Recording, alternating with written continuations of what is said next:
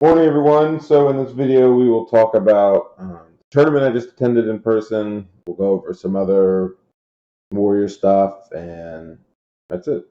So I went to a tournament this weekend. It was a five-man team tournament. So it was a round robin in that sense. There was some people had to drop, so there was like some teams of four, blah blah blah. But it was a fun time, well run. So we were happy about that. And so I think I talked about it on one of my other videos. So this was our team. And so we ended up coming in second. Congrats to CGL for coming in first. I think they capped everybody but us, and we lost like a minor loss to them, and then we lost to Green Dragons as well. So I think we were second, but it doesn't matter. We didn't win.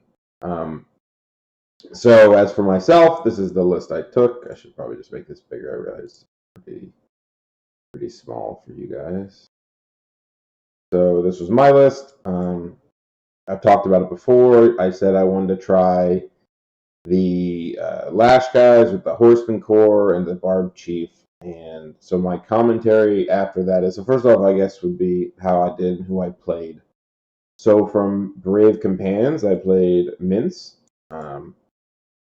I won 20-0 versus this. I basically put my Herald in an aggressive spot. I took a Fly and Stomps, for those wondering. And he magicked him and put a Shrieking Horror to his face. And I took 4 wounds. And then I actually charged and something and healed up. But what really, I think, just screwed him at that point was he charged a coach at my Forsaken one.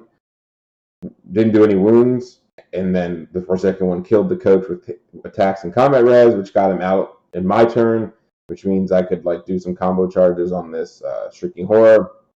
And I killed the Shrieking Horror, and I got into like his general, and he missed a 5-inch overrun to try to help him out, and then it just went downhill from there. And once I was in, I was in. But it was a good game. I enjoyed playing Chris. He's a good player. It just went really like once you kill like 2, these were out of the game. I think he even talked about where he put them. He probably shouldn't have. And then once the coach and the horror are dead, I mean, what's going to fight off Heralds, 2 Elders, all that stuff. CGL, I played this Joe's Demons. So I actually played 3 of the captains. So I played Joe's Demons. I took Veilwalker and Strength 6. Because he had the 2 greater demons, and I really felt like when I play Scourges and stuff, I need the threat of Grave Calls. And because I get 2 extra Veil tokens, I usually have enough dice to do it. I like that Joe took Effigy on his Courtesan, because it does make my spells a lot harder to cast, which I think could be really helpful, especially because 4 dice. It just makes it like, I'm still probably rolling 4 and 4, and you have to choose which one to stop, but it's not guaranteed that I get the spells off. This one, I went first, went very aggressive, and then he charged a bunch of things turn 2, missed 2 of them. They weren't like the most amazing. I mean, the one he missed they were like long, like 10-inch charges, and then we just kind of traded pieces. I guess the big moment was like it could have went bad on one side for him if he charged 5 fast cav at my Forsaken one, and if he died, which I'm not saying, I'm curious on the numbers of the chance of him dying. I don't think he got a buff off. I think I stopped the one buff that was important, and he had to buff other things. I don't think he got one off. I don't remember. No, he didn't. I stopped it. If he would have died, like straight up just lost his 5 guys somehow, I would have charged his Courtesan with my Forsaken one. And I think that's a horrible fight for the Courtesan because she's only strength 5, she only has 5 attacks, and he just auto hits her for strength 6, and I think he kills her. So that's risk. I'm not saying it's risky from him and like it's awful. I'm just saying that he had to hold him with something, because otherwise he's gonna charge her because she was sitting there. And then a chariot came in and killed Gus over 2 rounds, and he put like 6 wounds on the chariots. I guess the big moment was I hellfired the Scourge for like 4 wounds, and then it failed like a really short 4 or 5 inch Swift Stride charge, and then I recharged him with my Herald, and I got a Glory Goal off and killed him before he could attack me.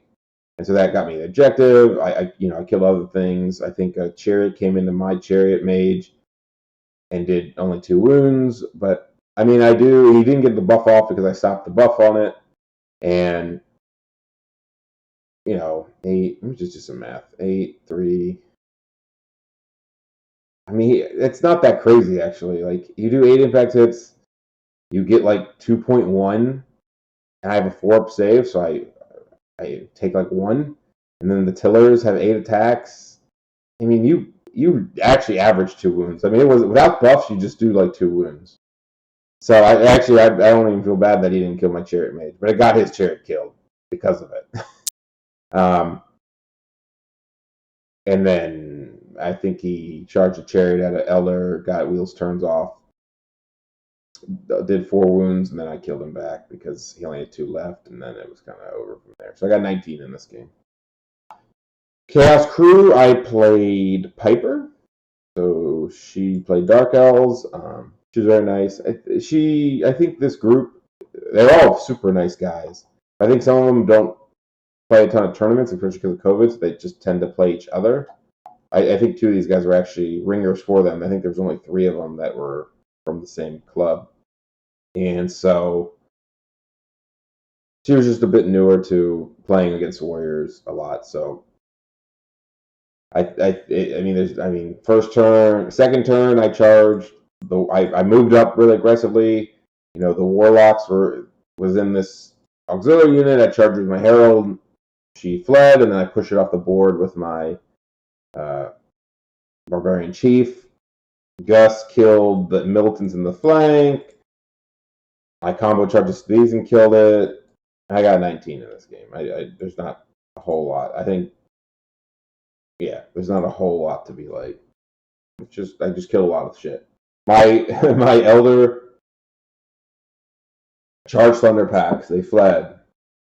I needed a 7 to catch them and get out of line of sight of the Gorgons, but I missed it, and the Gorgons charged me, and then he killed the Gorgons. So I was actually lucky that she whiffed the Gorgons so badly.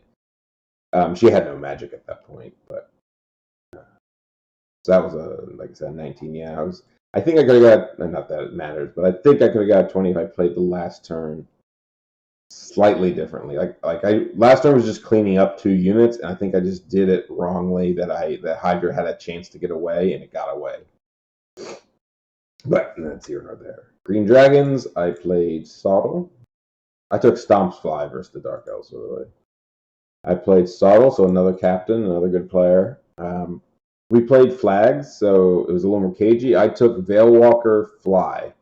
And so the reasoning for that is I can't really, in some of it, I talked about this with the Strength 6, is that,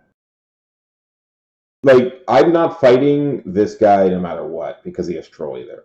And I'd probably beat these 2 without Strength 6 if I really want to. So having the magical capability to let's just, kill, Grave Calls or Extended Hellfire or Reroll to Wound Hellfire is really good versus, these guys or the Hunters themselves.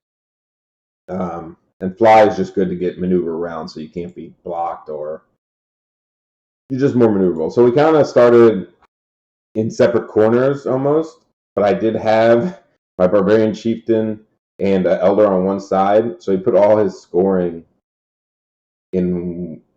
He put all his scoring up here, and I had mine in here, and so his plan was potentially Hunters / Kin Eaters trying to get my scoring, and mine was I had a Barb Chief and an Elder try to get his, and so he put a couple things to help defend it. I had a really nice first turn. My Barb Chief, he made it so I couldn't get past him, but his Auroch was here, and my Barb Chief could just get here, which isn't past him, but it was out of his line of sight, standing in front of a Scrappling unit, and I just kind of danced around a turn or 2 before I finally charged a Scrappling unit and broke it. I killed the crappiest Hunter turn 1 with Grave Calls because he stopped Lash on his BSB. His BSB fought off a lot of stuff. His BSB killed my mage, helped kill my Forsaken one, and then it fought off an Elder to not get died last turn. The Elder lived. Other big moments. I mean, we danced around a lot, like blocking each other's charges with like, oh, if you charge me here, I'm probably gonna hold or something, and then you get counter charged and die, and so you don't take the charge or something like that. Because it was flags, probably the crappiest decision I had to make is instead of flying my Herald to like Magic and Auroch or something, I had to fly backwards behind my army to block a Kin Eater from killing one of my scoring units. So it felt bad to do that, but it was necessary because I ended up winning flags 2-1, and I got a 18 this game. Yeah, I got 18 this game. All right, so going into the last one, that was us. I played Joey Jarbu with I took Stomps and Fly again because I'm playing against Dread Elves. This was Refuse Flank. They put in some killing scenario where you just got extra points for killing things. So, turn one, I get in first. I chaffed a bunch of things with my dogs, stood behind it. Magic, I got lucky. I killed a chariot with Hellfire, but I also got off Breath of Corruption, and the Breath of Corruption I decided to do against his general and a mana core, and I rolled 3 toxic wounds, and so he was sitting on 1 wound. He charged him into my Forsaken one, didn't die. Then the Chariot went and killed it. I think this one ended up being like, I like his list, it's super fighty. My Herald fall off some fast cav and had to chase them. I didn't want to chase, and then got flanked by a Hydra. Luckily, I'm stubborn. He did a wound. I made my break check, combo charged and killed it. The Judicators were in the middle. He killed a war unit, and he turned, so the flank was to my Elder, and I charged it with my Elder. And then because of some combat, I essentially got to pursue both the Chariot and the Forsaken one into the flank of that Judicator unit that was fighting my Elder, and I basically just wiped it. And then I had single models everywhere, and I killed a bunch of stuff, and I got a 20. Yeah. It's hard to it's easy to talk about a couple things that happen with my army, but because it's all single models and it can play really far apart, it plays. It's just hard because there's a lot of moments, right? Because you have a lot of pieces doing a lot of things, and sometimes they're together and sometimes they're not. And so unless you have a bunch of pictures of it, which I guess I took pictures, but I didn't bring them up for this. It's maybe not that fun. Then it doesn't really say much. Overall, the list I thought performed well. I'm never the Herald's always an MVP for me. This guy's always a solid piece. I really like this guy. Probably somewhat because of pairings, but just having a 26-inch move single model with a 1-up save that really you don't care about is just kind of sweet. I could see why people don't take Shield Breaker and they take maybe more attacks or something just to because his strength 5, you're not standing, you can stand in front of knights. I just didn't happen to have any knights to stand in front of. But sometimes you just want a 1-up save hero that's leadership 9 or rollable on his own that moves super fast, right? That's really, and he can take challenges if you need to. Sometimes I combo charge him with my Herald. And some people just can't deal with him, or he blocks a shitty unit. You stand in front of their archers and now they can't move because they can't charge him because they can't kill him, but they can't move up anymore. And it's the idea of, okay, I have Elder, Forsaken one, Herald. Do you have time to kill him? If you kill him, you kill him. It's fine. 280 points. But do you really have the time to kill him? We talked about this core unit or this core setup. I didn't like it, just straight up. I think dogs are fine. They're good chaff. I thought the Barbed Horsemen were super underwhelming. They're just never going to be better than a warrior unit. A lot of times they were either running away or just surviving. I mean, a lot of the stuff they did, they could have just did as a warrior unit, is what I'm saying, I guess. And maybe even better as a warrior unit. And I never really, sure, if I played cannons, I'd probably need it to maybe put my Barb Chief in, but I can hide him behind things. he can move 6 and move 20. If you go first, you can get behind terrain. And do you really give a shit? Like I said, there's so many other things to shoot. So like, if you hit him with something and only do 1 wound or 2, like it's like okay, he'll do his thing, he'll chaff you. I don't know if it's like it doesn't matter. You can put him in 5. You can put him in 5 fast cab if you want, and then at least they have to shoot something before they shoot the cannon at you. So I don't think like you need him for the cannon, or you need this unit for the cannons. That Feldrick's actually did really well. I can't complain about them. They did their job. That's about it. They did their job. It's super sweet. The Lash Slayer. So that's what I want to talk about. So I don't know how I feel about this unit. I'm not going to take them in my next list. So here's the commentary on them. They almost always survived except for one game where I chaffed turn 1 with them. So did I lash things and was it cool? Yes. I lashed a chariot, but I only did 1 wound. I lashed some things in one of the Dark Elf games. The other Dark Elf game, I lashed like a couple Dark Riders, though they ran away a lot of the time. Like they didn't. I'll put it this way: they didn't do something that I thought like, oh, that won me the game, or that really helped me win the game. Other than the one time they chaffed, like it just felt like they were doing shit and being annoying, and my other shit won me the game, like my other moves and stuff. So. And the thing is, you can't always look at what did lashes do like directly, because there's also the way to put it.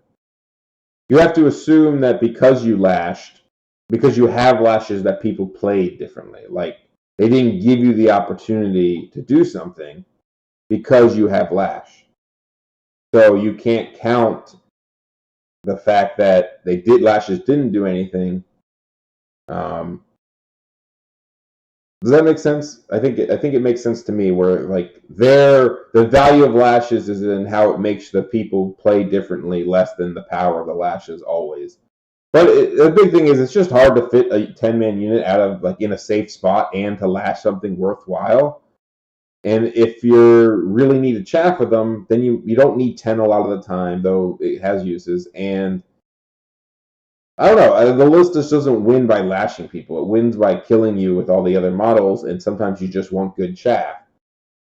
I don't know what you know what I mean. So I think it's a cool unit. It's 255. It's not much. It could be chaff, and you'll see the change I'm going to play for this team event, and we'll talk about why. Elders were great. Forsaken one was a fucking monster. Like, I talked about what he did in a lot of the games. He's just like an annoying piece that when I talk about dropping him for like a Hellball, just ignore me in this type of list. He just walked up and did like amazing things. So in the end, I scored 96 of 100. I'm happy with that. Obviously, I did actually play several good players in the captains of the teams. And I don't want to say I got lucky in those games, but I think I definitely think this swung bigger because of some key moments that helped me. And I don't even think that, but I also think, and this is my counterpoint, I think there were moments where things didn't go as well. Like, right, in a game of Warhammer, there's a lot of moments, right? There's a lot of moments. And when somebody wins and somebody loses, it's easy to pick the moments that go bad for the player that loses.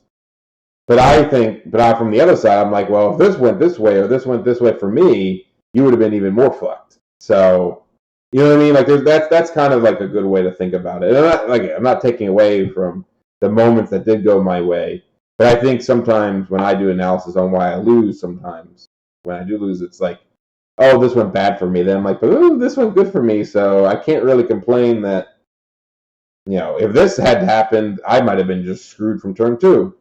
So that's just kind of a way that I think about it once in a while. But I had a good time, and I enjoyed my list. And obviously, I'm the captain I paired. So there were matchups I tried to avoid and stuff like that. I'll say I'll give you a one cool move of the weekend. Was so pretend this is a shrieking horror. So Gus had just killed the black coach that charged him, and the shrieking horror was here. And my herald was like next to him. Right, so my herald's like here.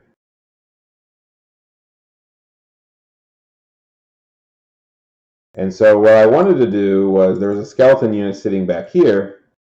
I wanted to charge my herald with the skeleton unit. Gus kills the shrieking horror with the help of an elder, and then overrun Gus into the skeleton unit to help the herald. But the problem is Gus is in the flank of the shrieking horror, and I couldn't clip or anything the way to do it.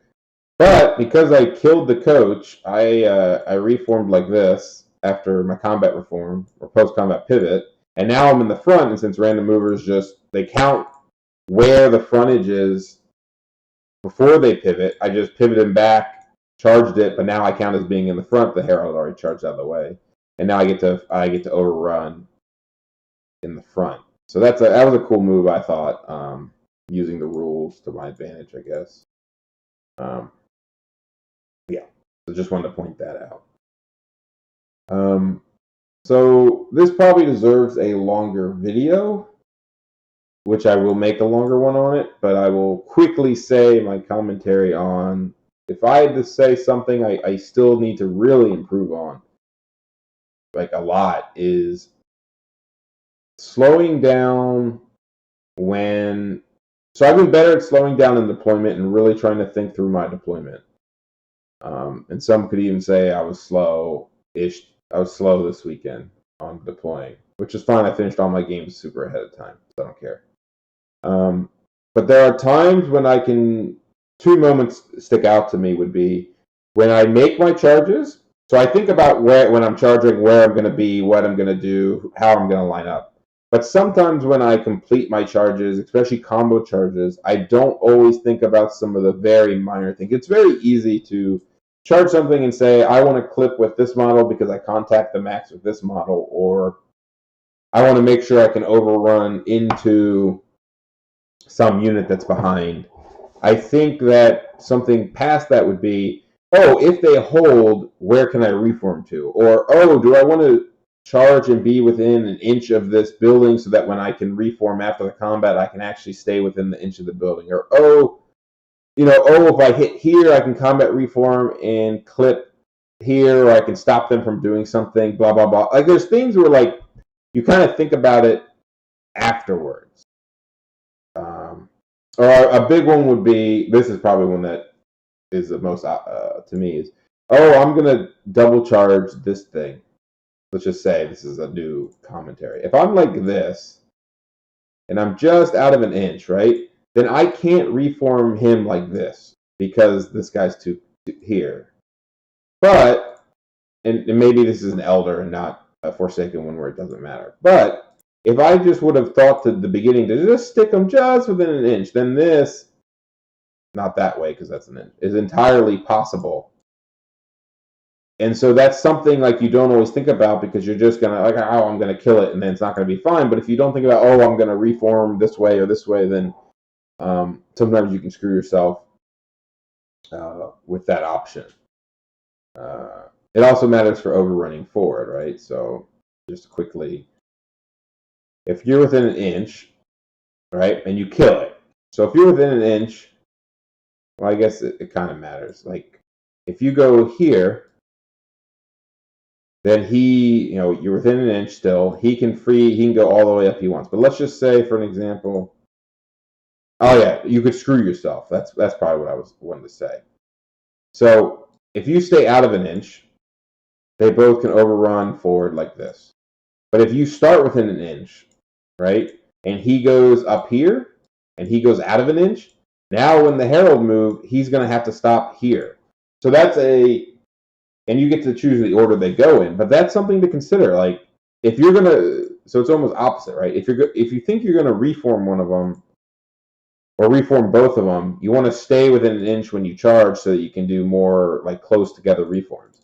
If you think they're both going to overrun and just get out of the way, you might want to be over an inch away if possible so that they don't stop each other from overrunning. Because overrunning is one at a time. And the minute that, this doesn't count as you're within an inch here. The minute you leave the inch, because this one moves first, you're not within an inch anymore. This has to stop here. And people get that wrong all the time. And it's a big deal when you combo charge and you're forced to get next to each other. Like let's say you have 3 units charging and this happens. You will probably stop one of the two. Now you might get lucky and this guy goes just to here and then he starts within an inch, so he's free to go as much as he wants, but you also get to see the order. So for example, if this guy goes 8 and this guy goes 12, he would be 10, we'll say. He would be stopped by this guy and have to go here. But you could always say I'm going to go the 12 first or the 10 first, and then this guy gets stopped going 7. So you have options. You are allowed to choose after you roll who goes first and second. But good to know. I think people play that shit wrong all the time. Anyway, that was the cool move of the day and my thing I have to get better at. And thinking about reforms, especially if I think I'm winning, I tend to rush it and it doesn't matter, I'm winning. But there's definitely things you can keep to get your percentages up. Whew. All right, still going. So list for online events. So this is the list I'm going to take to the team tournament. It's just a very slight modification on the list you saw me running before. So I have the same core here set up. I have thrown weapons because I had 5 extra points. I'm going 3 times less core, so I essentially took the Barb Horseman, the Warhounds, and the 10-man Flare unit and just made it 2 chaff and a better scoring unit. So yes, you lose the lashes, and technically, the Horsemen just weren't really a unit. It didn't feel like something, while the Lust Warriors felt like a unit. And also, the Flares are just better chaff. So you have 2 real chaff and a real scoring as opposed to this pseudo, you have dogs, which are whatever, and you have a 10-man unit that you don't want to ever chaff with, and then you feel like you're out of chaff when you really need it. So I could drop the 2 champions and this thrown weapons for another paired weapons, but we want to see, or at least Thomas and I were talking about, is it just better? Do you want the great weapon over the double paired weapons? Do you want the option for a great weapon besides the double paired weapons? So it might be I can fit the paired weapons, but we're thinking it's the other way, where it's I don't want to. I want one of each because I want to have the option. So that's why we're trying that. We had 25 points. I'm doing halberds because I needed the 6 points. I could drop a champion for the halberds, but I'm going to give them a chance to see how they do. You could say you could drop champions for full command on Feldrakes, but whatever. Maybe a champion on the Feldrakes might be nice. We're putting champions on flares instead of shields or something. Trying out this idea that there's a lot of tricks you can do with champions in flares, for example. So I'll give you a perfect example. If you were in a line, I don't know if Thomas wanted me to say this, but I don't know. People don't always watch my videos and actually take what I say and do it. Let's just say you had this sitting here, right? Just chilling. Just even if you were not chaffing with it. And whatever this is, I don't know. A courtesan or a scourge or something. You could charge it and auto hold it. Right? If you charge a scourge, you don't challenge, and he kills this, and you tie. That's it. And you still have 4 left, and he'll probably kill in his turn, but he has to, and then he's stuck there. So it's like chaff. It's like pre-chaffing, but it's chaffing things that you couldn't chaff before, like flyers or dragons. Or dragons can't do it because dragons will kill you in the order. You need something that has 1 agility step, like a monster, heralds could do it with. And even if honestly, we were talking about this. Even if the champion gives you options as far as the worst case is if you flank something. Let's just say you flank a scourge, for example, and let's just say you had to challenge for some reason, like he had 2 agility steps, or a dragon, right? You flank a dragon. You didn't have to be this wide. You could be 5 wide to flank a dragon. Like you lose the dragon, but you only lose 4 res. So you have 2 for charging. So you're at -2. If you have the Herald nearby with Fear, it's a 6 check, but it could be a 6 rollable minimized. Not saying that that's a perfect, like, definitely charge that, but I am saying that that's not that bad if you can set it up and if you hold it, like, you kill them, right? Like, it could just be you flank this and say, listen, if I make my 6 rollable, you're dead. You know what I mean? Like, you're pinned and then I charge you with Elders. So it's not a desperation thing, but it's a thing. And it's just like, if you chaff heroes and you challenge them and all they can kill is the 1, then when you flee, as long as you are conscious that you don't flee in front of yourself and fuck yourself over, when you flee, there's 4 left. They either have to chase you or you get your chaff back, which seems pretty good to me. So we're trying the champions. And also I can cast Breath Weapon on it, which is actually kind of a extra thing that's cool. And then so for my tournament, there's a singles and there's a team event. The list should be released today. We just ran a tournament, so we're working through all of it. But if I have to play in singles as the ringer, I'm not gonna. If I play, I'm gonna be in the tournament. But if there's an even number or an odd number, I'm gonna sit out, so no one has to sit out. This will be the list I play, which is just a semi-change from the other list you saw, but I put in 2 heralds instead of the mage and the stuff, and we had to change around a couple things. Like we had to put in warrior knights and warhounds to fit the rest of it in. Yeah, you basically drop these 2 heroes, and you degrade some of this to get the second herald. The idea being the herald is a really good model, and he tends to be the MVP of most of my games, so why not take 2? Especially when you consider. So I think the unexplored thing, I know Benji took it to ETC, seen a couple people in America do it in online events. I think if I just, and I played it once, I think if I had to say the most unexplored things about Double Herald is, 1, people just not being that good with the list and being experienced or confident enough. Like, you have to kind of be like a man. Like, I think people always take like 4 different attributes because they want the different spells and they want this, but I think sometimes you just double up on the same shit and you just go kill them. Like, if you imagine I tell you how good this guy is against Dark Elves when you take Stomps and Stubborn, or Stomps and Fly, because you have Breath Weapon, Stomp, Stubborn. Imagine if you had 2 of them and just fucking, you can walk at any unit. Sure, your spells are limited. You're gonna have you're only gonna have 4 spells and they're gonna overlap because you're probably gonna take Comet, like double Breath, double Pentagram. 1 guy has Hellfire, something like that. But who the fuck cares? Like, the spells are good to cast, and somebody can cast them probably decently. You're gonna have the dice. You're gonna cast some Hellfire, some damage spells, and then you're gonna charge and you're gonna kill people. And you're gonna stomp them, and you're gonna double Breath Weapon, and all this infantry elves are gonna crumble because you have 2 heralds that are. So now you have to kill 1 herald, let alone killing 2, and you don't lose the game when one of them dies. Obviously, if you lose your general, it's annoying, but your army doesn't need your general that much.